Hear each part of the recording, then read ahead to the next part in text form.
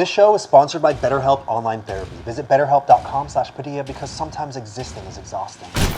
My name's Anthony Padilla, and I spend a day with people with endometriosis. We'll uncover what it's like to experience debilitating pain that some don't believe exists, despite one of the guests today describing the feeling as something violently clawing its way out from inside them, and how endometriosis can lead to losing everything from your job to your entire identity and sense of self, resulting in two of our guests ultimately having organs surgically removed from their body, with one of them disintegrating in the nurse's hand. By the end of this video, we'll find out if they've been able to champion this extremely common yet painful disorder in order to reclaim their lives, or if the harrowing pain they've endured on a daily basis has left them feeling isolated and consumed by incessant agony.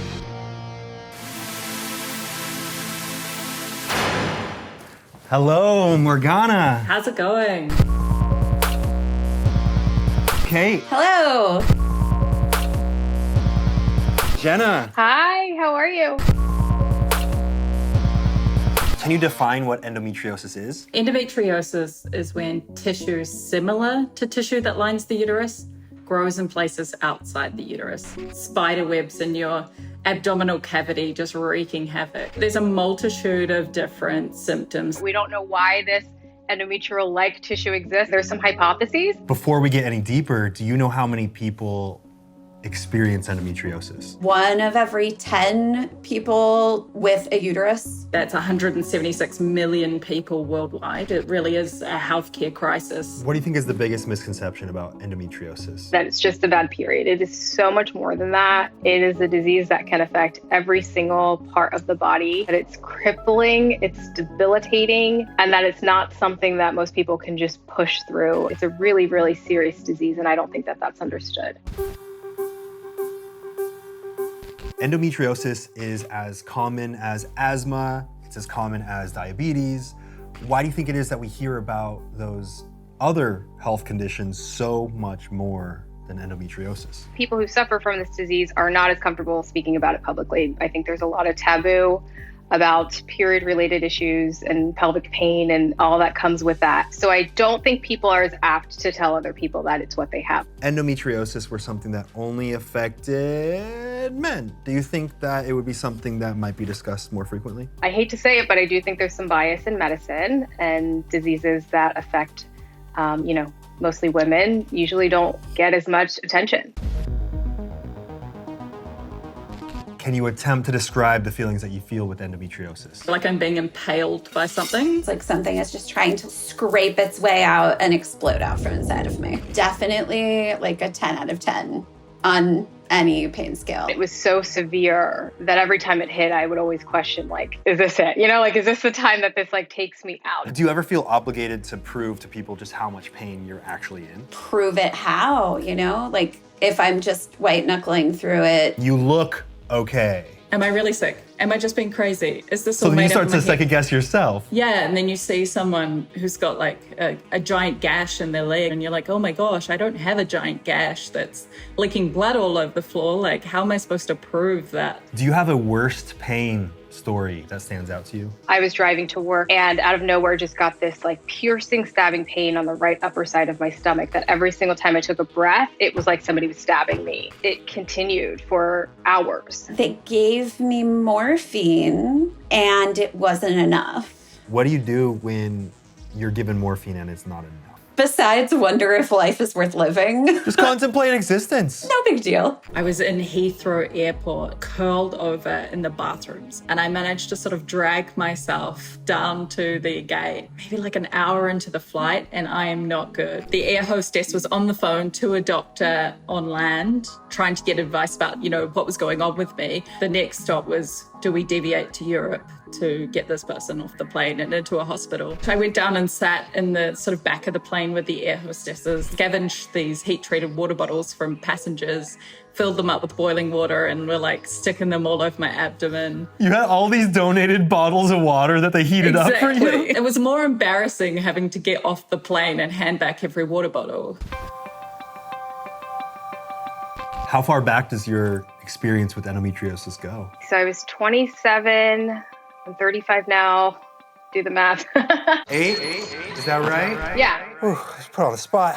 I had to quit working, as I had to quit school, as I had to stop running, it became a little bit more clear to me that this is going to be with me for a while. It wasn't until my late 20s that I, couldn't just take a couple Advil and be okay. So it got progressively worse. I can remember my first symptoms when I was, I think, 6 years old. It was really hard to sort of articulate that at that age, but looking back, I can definitely connect those dots. The doctor said to me, there's some things here, but there's no way you have that because you're too young. And that one sentence really stopped any further progress for years after that. When a child presents with those kind of symptoms so young, medical professionals often jump to the worst case scenario. So for me, I had to go down this whole pathway of proving that I wasn't being sexually assaulted as a child. What did you think it was at first? I thought it was just cramps.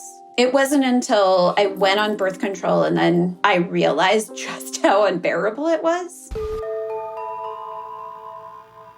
Do you feel like a portion of your mind is dedicated to processing this pain? It's hard to think about anything else when you are in that much pain. And then there's this constant inflammation from the disease itself. So just your body is literally just in fight mode 24/7. Do you feel like endometriosis has had any effect on your personality? Endometriosis, I would say, turned me into someone I didn't recognize. I couldn't find joy in anything. I definitely didn't realize it at the time, but I was absolutely depressed going through it, and I don't think I realized how bad. That experience shaped every experience for the rest of my life. Nothing felt as big, nothing felt as important, nothing felt as worth being upset over after being in a position where everything that I knew and loved was taken away from me like that.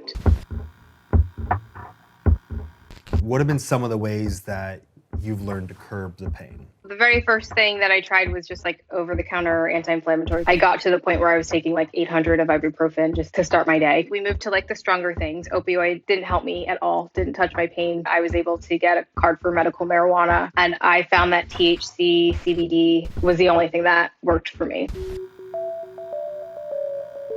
With most health conditions, a diagnosis is the first step in understanding and treating any condition. But why is it that a diagnosis is kind of a last resort for endometriosis? The only way to really 100% let someone know that they have endometriosis is surgery. I think that some patients are turned off by that. And then I think some doctors think that that's too invasive. Are there other ways to get a diagnosis, or at least as close to a diagnosis as possible? Sometimes when people have like very, very deep disease, it could show up on an MRI or ultrasound. And even with that, you still can't 100% say. The only 100% this is endo way to say that is by taking a little piece of the tissue, getting a biopsy, looking at it under a microscope, and calling it what it is. What was your journey like to get that diagnosis? From like the very first time I had symptoms to when I finally had a doctor say, I think it might be endo, was 10 years. My primary care doctor, not even my GYN, said, why don't we figure out if this is actually endometriosis? Because if we're barking up the wrong tree, I would like to know so that we can figure out whatever else is going on. If he had never mentioned that, would I have just kept going down this road of never-ending medications with my gynecologist? Probably. Do you remember the moment when you were officially diagnosed? The doctor came over to me and said, it's not great news.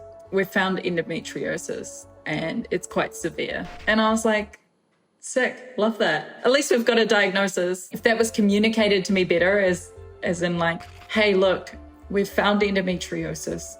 It is advanced. However, there are plans and treatments and steps we can take. I would have been like, great, we've got a plan. We can do this. Did you have any sense of relief knowing that it was an official thing now? When I went in after that x-ray and she said, I believe this is endometriosis. I see evidence of scar tissue. We should do surgery. I was like, thank fucking God. Like, finally. It felt like I wasn't just gonna like sit in misery forever. I knew I wasn't crazy. And I think that's something that most people with endometriosis go through, is that moment where they're not insane. That all of those hospital trips, being looked at crazy, are all of a sudden valid. Does endometriosis affect your ability to have kids? I did have a a sister disease to endometriosis called adenomyosis, and that did affect my ability to have kids. I had a hysterectomy for that in 2017. Very much so. I'm actually going for surgery this month to make sure that my ovaries are okay and there's no endometriosis growing on there. But it's a thought that has been in the back of my mind ever since I was diagnosed. Thankfully, I'm in a same-sex relationship, so we have 2 uteruses. More the merrier. Exactly, right? I still want to be able to bear children. Like, I want the option. Does that fertility aspect heavily weigh on all your decisions surrounding endometriosis? That's been my sole focus, that I can give having children the best shot. I just wanted to be better. I just wanted to feel better. So I said, take whatever you need to take. Is there a societal expectation to have kids that weighs on you or affects you at all? Before we continue learning about the world of endometriosis, She also took my appendix, which broke apart in her hand. it just crumbled as she pulled it out of you? I'd like to let you know that we have some other episodes that you might be interested in, like I spent a day with people who suffer from chronic pain, Tourette syndrome, and schizophrenia, all of which are available here, as well as the uncensored podcast version of this show. Link for that is down below. Now, back to the world of endometriosis. Is there a societal expectation to have kids that weighs on you or affects you at all? So constantly that I can't believe it. I still had a cabbie ask me if I have kids, but I was like, yeah, it's not right for me. And he's like, but you're so beautiful. You should have beautiful children like you. You better pass those genes along. That is your civic duty for Shouldn't being I? that pretty. What a cool obligation. Every single person has a parent or has had a parent at some point in their life. So I think that's what kind of perpetuates the idea that having a kid in many ways is the be-all end-all meaning of life. First time my mom's even hearing about how bad everything is when she came out to come with me to my second surgery. We're having the talk about hysterectomy, and it was just like so much for her. The idea of her 29-year-old daughter having to have a hysterectomy, and like, are you sure this is what you want to do? So then I start second guessing myself. Was she upset for you or upset for the idea of losing the potential grandchildren? I think it was that. So I said, okay, let's not do it this time around. And I think that that's a pressure that people that end up being diagnosed with endometriosis take on, in that, like, well, what do I need to do so that I can still fulfill this role that I'm supposed to fill, to the point where they're just like struggling and in pain because they don't want to address the infertility with a hysterectomy or whatever type of surgery they might need. After diagnosis, did you immediately say, dig in, we're getting this whole puppy out? Mine all happened at the same time. So when you're diagnosed with endometriosis, you have a laparoscopy, 1 to like biopsy if there's any tissue, but 2, if they do find it, they cut a lot of it out. I'm going for my next surgery. That will just be sort of a clean out, if you like. The very first surgery that I had is what we call an ablation surgery, and it's basically where they burn off the areas of endometriosis that are seen. I was told at that time with that surgery that I should expect to have a surgery every year for the rest of my life. So surgery to the excision, I had a 2-part surgery where they did the surgery on my chest to get the endometriosis out of my diaphragm. And then we did the pelvic surgery, and they found it in so many different areas. I had some on my bowel, I had some on my bladder, on the walls of my abdomen. Surgery 3 was my hysterectomy. Surgery 1 was just a search and destroy mission. She went in, she found scar tissue, she removed it. Second surgery was the same thing. We were also removing a chunk of nerve that could potentially reduce my pain. She also took my appendix, which broke apart in her hand. What? It just crumbled as she pulled it out of you? As she touched it, it broke. A whole other surgeon had to come and help. That's how fragile it was inside your body. Because it had endometriosis. Right before we did that, I got an MRI, saw potential signs of adenomyosis, which is endometriosis, but within the uterus itself. The only way to diagnose that officially is to cut the uterus open and see it. Was that a tough decision, saying you need to cut this all out? I definitely was at a point where, like, if that's what it takes, that's what it takes. So we just decided to eat the whole thing. Do you think surgery is the right choice for everyone? It's really a personal decision. For me, it was. If you're having pain that is absolutely intolerable, then surgery is probably going to be in your cards. Do you feel like you've defeated or completely overcome endometriosis? At this moment, it feels like I have my life back. Every time I say it, I get like chills because I never thought that I would actually live a happy life again. How has your life changed since getting that diagnosis and having what they could find removed? I feel so much more in control of myself, which is totally, I mean, like a bit of a red flag, right? I have to be in control of everything. Yeah, you're like, finally, I'm in control again. But it's great to feel like I'm existing inside this sort of meat sack. It feels so much more like a collaboration between my mind and body rather than my body just doing whatever the fuck it wants and me just being like, what is going on? Instead of at a 10 out of 10 on the pain scale for multiple days. Like, I actually get to have fun in the world. You get to have fun now. I get to You get to experience life. I enjoy living pain-free, and I really, really like to try to live every day as the best version of myself because I'm allowed to, because I get to again. My relationships are so much more meaningful. Everyone in my life now are people that I know are going to be there for me when they say that they will be. For anyone watching who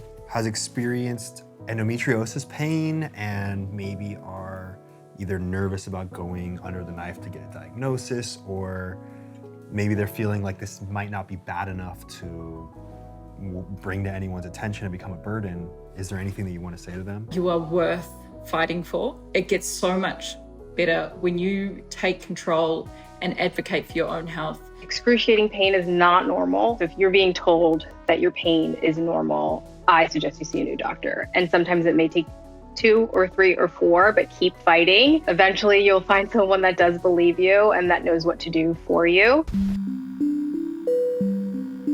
What are some of the ways that you've been able to turn your experience with endometriosis into something positive? I started studying myself relative to current medical research, put them in a graph, logged them every day, and I was able to determine what was affecting my endometriosis adversely. And then I was able to make changes to my life and brought my pain down to about 20%. And I thought, well, if that can help me, maybe it can help other people. Why don't I turn this into a format that more people can use? And I made an app. It's gone to help thousands, if not hundreds of thousands of people. There's a need for more places like this where you're just getting real information and good information from people who understand it. And that's kind of where the Endometriosis Coalition came to be. Our mission is to raise awareness, to promote reliable education, and to help increase research funding. And I like to think that we're saving people from years of chaos and pain and running around from doctor to doctor just from one Instagram post of just finding the right information. All right, you got 5 seconds to shout out or promote anything you want directly into camp.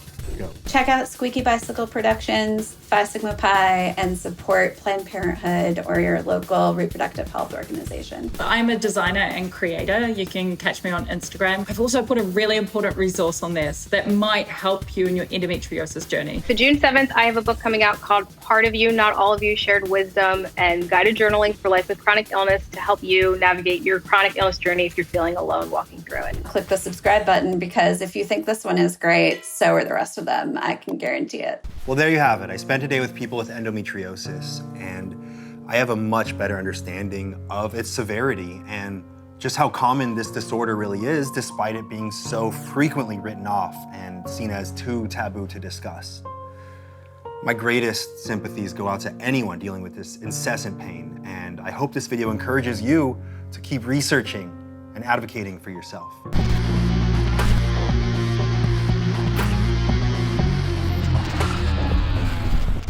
Is having period pain normal? Is that something that people should take note of if they're experiencing it to a certain level, or is it just common? If you are lying on the couch in the fetal position all day, that's not normal. So when someone comes home and they see that the couch is completely destroyed and they ask you what happened, you say, oh, I was writhing around in pain all day trying to find a comfortable position and nothing would work and I completely destroyed half the house because of it. That's not normal? I feel like you're explaining my life. No, that's not normal.